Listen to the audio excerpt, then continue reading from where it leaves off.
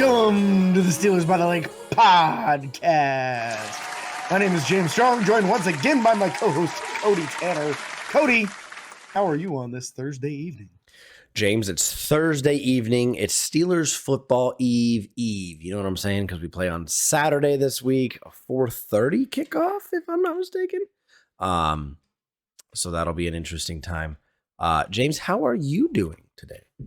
Doing all right, man. Doing all right. Looking forward to football on Saturday, and then we're right around the corner from like college all-star games and the combine's coming right around the corner. The NFL draft time of year, one of my favorite times of year is coming.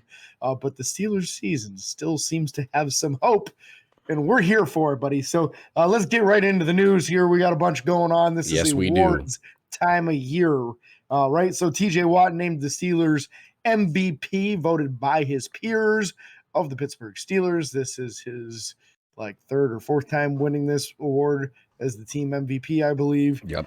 So no surprise, nobody else really had anywhere near as stellar as a year as TJ did. Other awards for the team: Joey Porter Jr. winning the Steelers Rookie of the Year. Well and deserved. Patrick Peterson winning the Mean Joe Green Award for the player that worked best with the media per availability and all that kind of stuff. Yep. So those are your award winners for the Steelers internal awards. Cam Hayward, of course, going for the Man of the Year award, and then we'll see as far as other stuff. Also, they did give the finalists for the Hall of Fame. Unfortunately, Hines Ward and James Harrison did not make the list. Wild. So I'm not real surprised by that, unfortunately. I'm not, but I am. It's a weird mixture of things. It's like, I don't know. It's weird. But with that being said, we did get Pro Bowl announcements, so we do know who the Pittsburgh Steelers' 3 members of the Pro Bowl are, and 2 of them somewhat surprised me. One, obviously, being TJ. Number 2 being Minkah Fitzpatrick. Again, injury-riddled season, it feels like.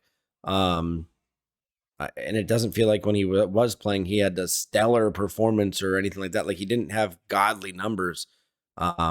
But hey, we'll take it. He is one of the best safeties in the league when he's healthy. So Pro Bowl, absolutely, we'll take it. I think this is his 4th, if I'm not mistaken. 4th, yes, 4th Pro Bowl. And then someone getting their first Pro Bowl appearance, Miles Killebrew on special teams for those punt blocks. Yeah, glad they gave him the award for it this time around, because 2 years ago when he blocked 2 punts, he did not get into the Pro Bowl. We were kind of surprised that he was unable to get in due to that. This time he gets his just due. Might end up going down as one of the best punt blockers in NFL history if he can keep this pace up. Yep. So very cool to see him do that.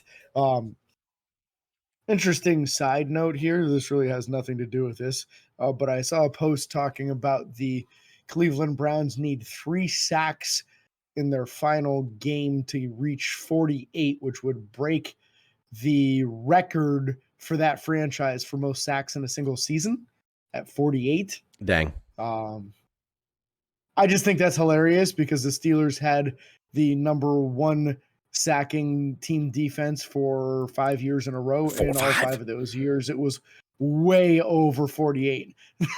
all 5 of those years, it was over 50 sacks. So just shows you a good comparison on what one team considers success versus another team considers success. Yep, that'll do it. That being said, on to the injury report going into this Steelers versus Ravens matchup. We have learned that Lamar Jackson will not be playing in this game. They're also going to sit a few other players, but that's the big takeaway. As far as the Steelers injuries, Kenny Pickett is officially fully participant and healthy to go for the game, so look for him to back up Mason Rudolph. Trenton Thompson, the safety, has been limited all week and is questionable for the game. Najee Harris has a nagging knee, was full participant today, so he will be playing. Minkah Fitzpatrick was limited both the last 2 days. They're calling him questionable. I saw him moving around in some drills, and he looked pretty good, so I think there's a chance he's going to play. Outside linebacker. Oh, well, I don't know why they call him outside linebacker. No, he's an inside linebacker. Yeah, middle linebacker. He landed in Roberts with his pectoral, was limited the last 2 days, and he has said that he is playing on Saturday. They've got him listed as questionable. He says he's playing. I believe him. Isaac Siamalo with that shoulder, full participant in practice, didn't participate today. I'm sure that's just a precautionary thing. Cam's still dealing with that groin, limited all week long. TJ limited a couple of days for rest. Same with Larry Ogunjobi and Miles Jack. Getting rest. That's appropriate for these guys. We need them as close to 100% as we can get them going into this game. You want to cover the Ravens injuries? Yeah, so a couple of these guys are just coach's decision. 3 of them to be exact that will not be playing. You have Odell Beckham Jr., Lamar Jackson, and as well as Kevin Zeitler, the guard. So you have a starting wide receiver, the starting and potential MVP quarterback, and one of their starting guards all being out due to coach's decision. And then you also have a couple guys who are listed out for other reasons. You have Malik Harrison, who's out with a groin injury, Marlon Humphrey, who's out with a calf injury, and then you also have Daryl Worley, another cornerback, out with a shoulder and ankle injury. Unsure which one is the more nagging issue, but he's out nonetheless. Then you look at these questionable guys. One doubtful guy is Zay Flowers, wide receiver with a calf injury. That is actually very good. Since we've played him last, he's developed, I think, a little bit better. He's not dropping balls as often as he was. He dropped 2 or 3 that would have been huge plays against us the last time we played. So he is listed as doubtful. And then you have Ronald Darby, another corner, with an illness being questionable. You have Kyle Hamilton, a safety, with a knee injury listed as questionable. You have Arthur Mollett, which is another corner and one that we're very familiar with, listed as questionable with a hip injury. Another corner, Brandon Stevens, with an ankle injury listed as questionable. So that secondary is taking a big hit already. And then you have another safety, Ardarius Washington, with a pec injury listed as questionable, and Tylan Wallace, another wide receiver, with a knee injury listed as questionable. And then you have 3 other guys just listed on the list, all having full participated in practice today. Delshon Phillips, a linebacker, Patrick Queen, that middle linebacker, and then also Kyle Van Noy, middle linebacker. So a lot of guys listed on this list, very big list. Again, a lot of these guys, or at least 3 of these guys, are out because of a coach decision, and then a ton of damage to that secondary. You have to hope that after the performances that we've seen these past 2 weeks from Mason Rudolph, that he can come out again and light them up, because there's no reason in my understanding of this team now, looking at this list, for him not to. So we'll see what happens with that moving forward. That's the injuries. We do want to talk about the Baltimore Ravens depth chart. Again, this is going to be very skeptical depending on certain things, because we have certain guys that are already listed as out. Some are questionable, all that stuff. We'll go through everything. Quarterback will not be Lamar Jackson. Quarterback is going to be Tyler Huntley, which I'm pretty sure Tyler Huntley, if I'm not mistaken, has already beat us in the past. I'm not sure. I don't know if we know the last time that we played him or not.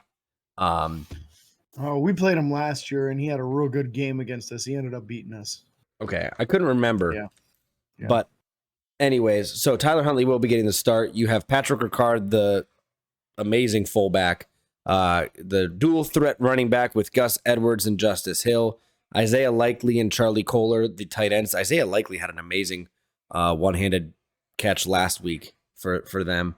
And then wide receiver, it's going to be a lot of Rashad Bateman and Nelson Aguilar this game, as Odell Beckham's already listed as out and Zay Flowers is listed as doubtful. Those are the next 2 guys up.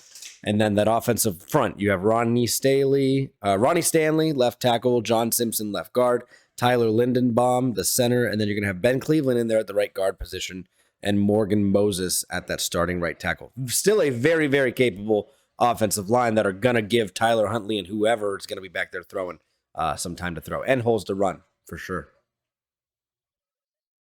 Absolutely, yeah. There's a lot of injuries on this team, so it's tough for us to even really know exactly what players we're going to be seeing, but we know at least a few of those that are going to be out. Going to the defensive side, front defensive line going to be Justin Matabuik, Michael Pierce, and Jadeveon Clowney. The linebacker unit, Odafe Owe, Roquan Smith, Patrick Queen, and Kyle Van Noy.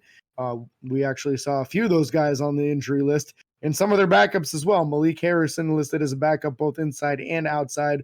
Also, Delshon Phillips listed as a backup, and like 4 of these dudes are hurt. So yeah, Patrick Queen and Phillips were both listed on the injury list, which would put the rookie Trenton Simpson, who's a guy me and you talked about coming out of the draft, potentially starting this game. So yeah.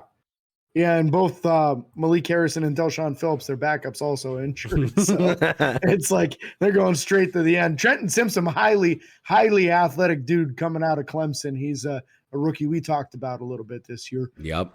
But he's listed that far down because he needs a little work as far as football IQ stuff. So might be somebody you can beat with some misdirection kind of stuff. The secondary for them, the starting corners, Marlon Humphrey and Brandon Stevens. Again, we talked about Marlon Humphrey being on the injury list, Arthur Mollett and Ronald Darby backing those guys up. Usually Arthur Mollett more of the slot guy. Safeties, Kyle Hamilton and Marcus Williams. I understand Kyle Hamilton also is injured. So yep, be interesting to see if he plays as well. Yeah, a lot of guys listed on that injury list. And then you look at the special teams, the punter, Jordan Stout, also being the holder. The kicker, Justin Tucker, who's arguably still the best kicker in the league. He's definitely had a down year this year. Long snapper, Tyler Ott. Kick returner, Justice Hill. And punt returner, Tylen Wallace. That's going to round up that team. A very capable team. Again, they're 2023 AFC North champions. They already clinched the first round bye, so they have a lot going for them for sure moving forward, but hopefully we can knock them off their edge a little bit. And I do love the fact of what George Pickens said about the team. And George Pickens in an interview, I'm not sure where it was, but he did say, the Ravens aren't going to play their starters because the last thing they want to see going into the playoffs is them get their butts kicked. So I love the confidence from him. I love the energy.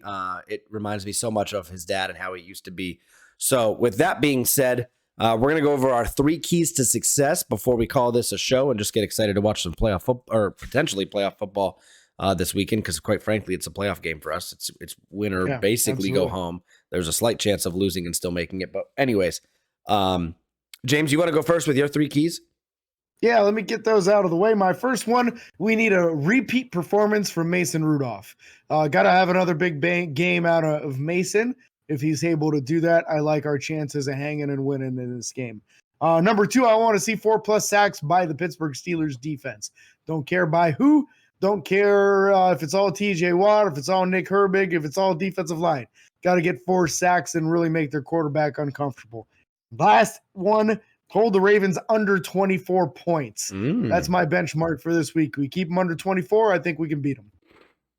I like it. My 3 keys to success are going to be attack the quarterback, whether it's Tyler Huntley or whoever. I don't know if they've announced the actual starter. He's just the second guy listed on their depth chart, so I'm assuming it's going to be him. And we've obviously seen him have some success against the Pittsburgh Steelers in the past. Attack the quarterback. Make him uncomfortable. Don't allow him to have time in the pocket to throw. Don't give him running lanes because he is a mobile quarterback. Pretty much everyone on their team normally is a mobile quarterback. And so with that being said, I want to see a stat line to go with that goal is I want 3 sacks minimum. I don't care where they come from. I don't care how we get them. I want 3 sacks this game. I would love for it all to be from TJ Watt, get him up to 20 on the year. And then the second thing, I want another 400-yard offense day for the entire offense. I don't care whether it comes from the rushing game, passing game. I don't care. I want to see that offense moving the ball consistently and putting up points. And my last one is yours was holding them to a certain point. Mine is scoring 30 points again. 3 weeks in a row. Let's get up over 30 points. Let's keep the scoring rolling and showing the fact that even against a stout defense, sure, they're missing a couple people. But even in these really hard-nosed and hard-fought AFC North games, we can put up 30 points. So I want to see that again this week moving forward. So that rounds up my 3 keys to success and our 3 keys to success. If you guys have 3 keys, please share with us. Let us know before the game. We'd love to talk about whether your 3 keys happened or not, and if they attributed to a win or loss in those columns. So we will talk about that hopefully next Monday. And we are excited for this week's game. Again, Saturday, 4:30. Make sure you guys like and follow on Facebook, Twitter, Instagram, TikTok, and YouTube. Subscribe and ring the bell. It's free. Don't forget the 5-star reviews on Apple Podcasts. If you write a review, you will get a shout out. James will be very ecstatic about it, and we will enjoy the time. So again, thank you guys so much. And until next time, this is James and Cody signing off. Peace.